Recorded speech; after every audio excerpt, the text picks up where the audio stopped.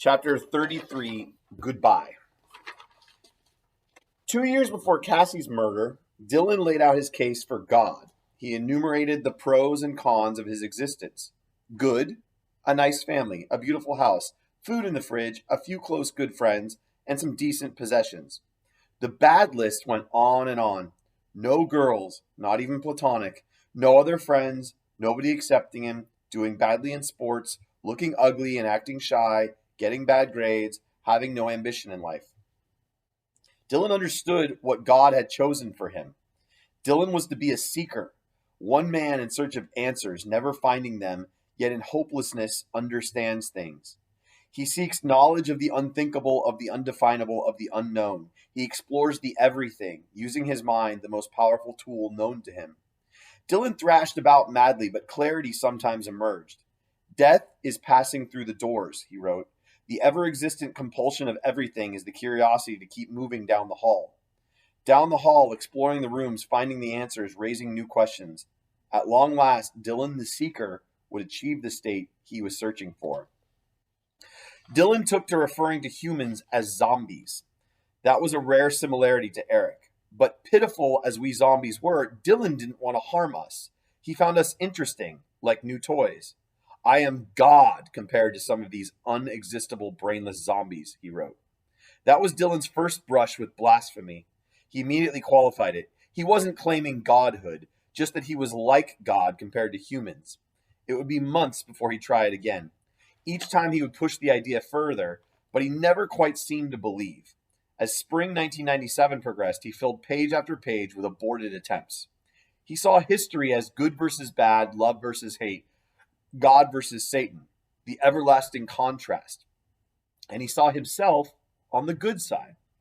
Eric had more practical concerns. 2 months of heat from his dad taught Eric to cover his tracks better. The vandalism missions continued through spring and early summer with no record of further detection. By mission 5, the boys were drinking again. Wayne appeared to have watched Eric closely for a while and then resumed trusting him. According to Eric, only one outing went alcohol-free. The emphasis on larger explosives continued. Some of the timing devices began to work. Eric discovered that he could light the tip of a cigarette and then let it burn down toward the fuse for an added delay. The boys survived a few close calls, including near detection by a police officer in a squad car. On the 6th outing, they brought along Dylan's sawed-off BB gun and fired randomly into houses.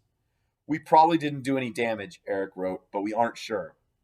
That same night, they stole some rent-a-fence signs from a construction site. Eric didn't make much of the swipe, but this appears to be the moment where they crossed the hazy boundary between petty vandalism and petty theft. The missions had been satisfying for a couple of months, but sophomore year was over. Eric was hungry for more. In the summer of 1997, Zach Heckler went to Pennsylvania for 2 weeks. When he got back, Eric and Dylan had built a pipe bomb. Dylan was involved, but it was Eric's baby. Eric would not begin his journal until the spring of 1998, but he was active with his website the previous year. By the summer of 1997, he had posted his hate lists. You know what I hate? Country music. You know what I hate?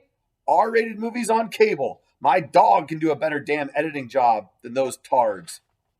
You know what I really hate?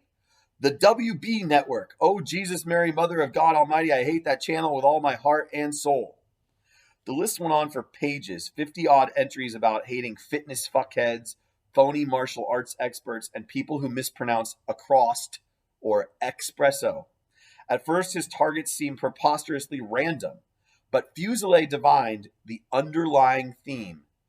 Stupid, witless, inferiors. And that is the first part of number 6. It wasn't just the WB network Eric hated, heart and soul. It was all the morons watching it. Eric's briefer love list backed Fuselier's analysis. Eric loved making fun of stupid people doing stupid things. His greatest love was natural selection. God damn, it's the best thing that ever happened to the earth. Getting rid of all the stupid and weak organisms. I wish the government would just take off every warning label, so then all the dumbasses would either severely hurt themselves or die. What the boy was really expressing was contempt, which is the second part of number 6. Eric's ideas began to fuse. He loved explosions, actively hated inferiors, and passively hoped for human extinction. He built his first bombs. He started small, nothing that would kill anyone, just enough to injure people or their property. He went searching for instructions and found them readily available on the web. During the summer of 1997, he built several explosives and began setting them off. Then he bragged about it on his website. "If you hadn't made a CO2 bomb today, I suggest you do," he wrote. "Me and Vodka," it's Dylan, "detonated one yesterday and it was like a fucking dynamite stick. Just watch out for shrapnel." That was an exaggeration. They had taken small carbon dioxide cartridges, which kids often called whippets, and punctured them, then shoved gunpowder inside. Eric called them crickets, and they were closer to a large firecracker than a bomb. Eric had also built pipe bombs, which were more powerful. He was still searching for a spot safe for detonation. Eric realized his web audience would doubt him. He backed his claims with specifications and an ingredient list. He wanted to make sure his readers understood that he was serious. Someone sensed the danger. On August 7th, 1997, a concerned citizen, apparently Randy Brown, read Eric's website and called the sheriff's department. On that day, 1 year, 8 months, and 13 days before Columbine, the killer's names permanently entered the law enforcement system. So there is number 7, both what he was bragging about and how long before the massacre that police were notified about it. Deputy Mark Burgess printed out Eric's pages. He read through them and wrote up a report. "This webpage refers to missions where possible criminal mischiefs have occurred," he wrote. Curiously, Burgess made no mention of the pipe bombs, which seemed far more serious. Burgess sent his report to his supervisor, investigator John Hicks, with 8 website pages attached. They were filed. Eric and Zach and Dylan were working age now. They all got jobs at blackjack together. There were flower fights and water chases all the time. Eric plunged right in. Dylan watched from the sidelines. They made dry ice eruptions out back in the parking lot, watched how high they could get a construction cone to sail. It was great. Then Zach met a girl. Bastard. Dylan took it hard. Devin was her name, and she totally ripped the team apart. Zach was with her all the time now, and that squeezed his buddies out of the picture. Eric and Dylan were nobodies. The missions were suddenly over. Eric didn't seem to mind so much, but Dylan was a mess. It wasn't good for him now, he confided to Existences. "My best friend ever, the friend who shared, experimented, laughed, took chances with, and appreciated me more than any friend ever did. Ever since Devin, who I wouldn't mind killing, has loved him, that's the only place he's been." They had done everything together, drinking, cigars, sabotaging houses. Since 7th grade, he had felt so lonely. Zach had changed all that. "Hello, I finally found someone who was like me, who appreciated me and shared very common interests. I finally felt happiness sometimes." But Zach had found a girlfriend and moved on. "I feel so lonely without a friend." Who he wouldn't mind killing. Dylan tossed out the comment in passing, and presumably it was just a figure of speech. Presumably. But he had verbalized the idea, a big step. And Dylan did not yet consider Eric his best friend. Dylan belabored the point that no one besides Zach had ever understood him. No one else had appreciated him. That would include Eric.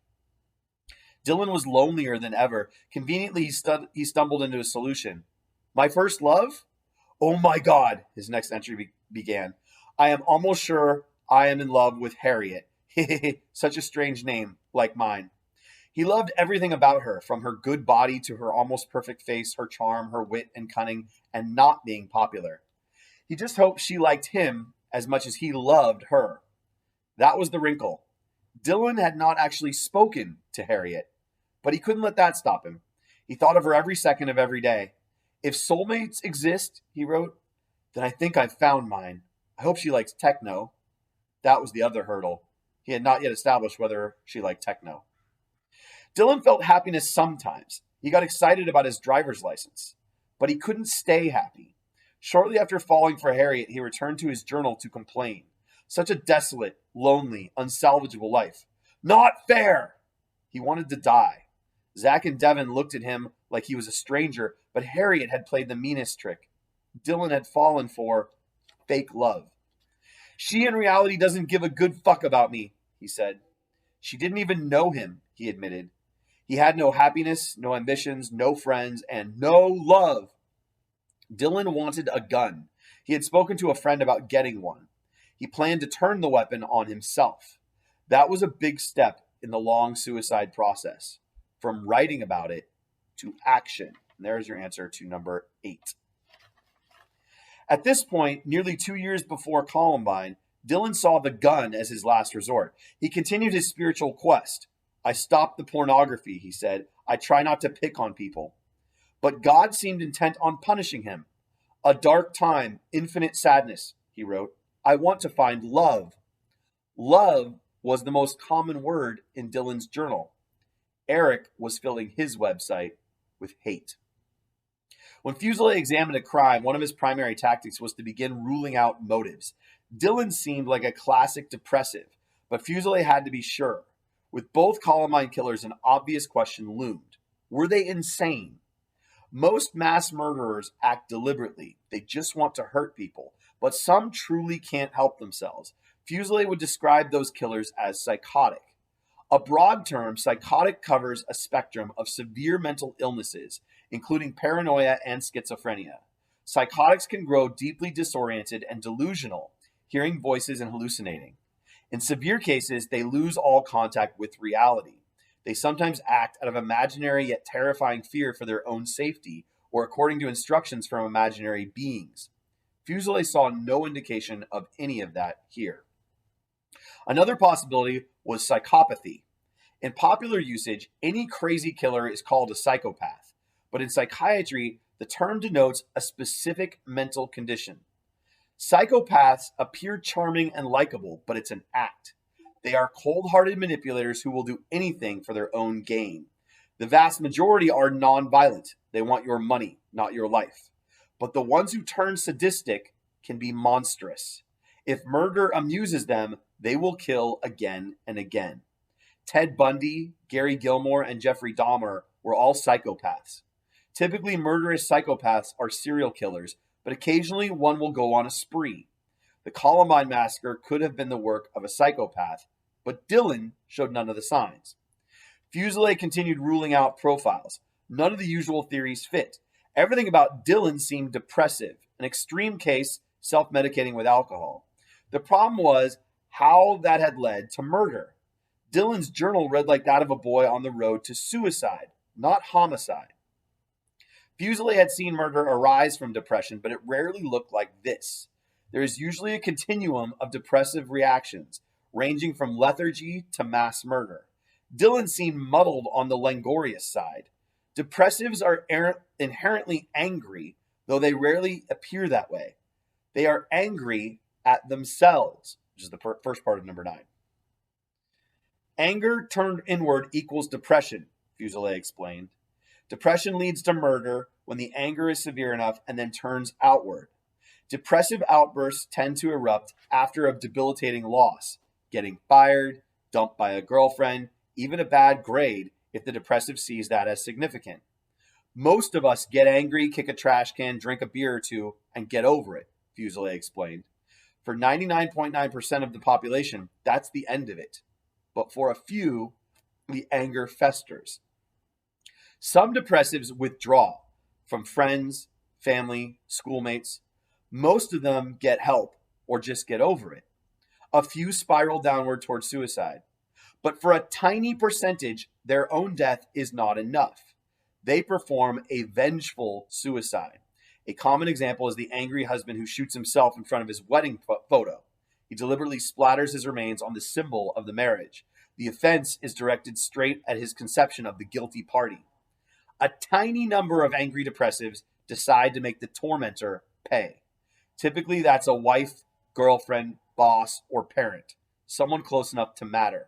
It's a rare depressive who resorts to murder, but when one does, it nearly always ends with a single person. And there's your second part of number 9.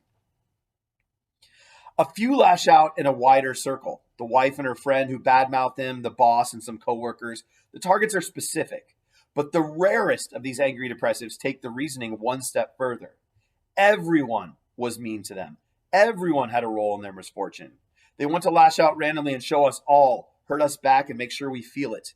This is the gunman who opens fire on a random crowd. Fuselier had seen each of those types several times over the course of his career. Dylan didn't look like a candidate. Murder or even suicide takes willpower as well as anger. Dylan fantasized about suicide for years without making an attempt. He had never spoken to the girls he dreamed of.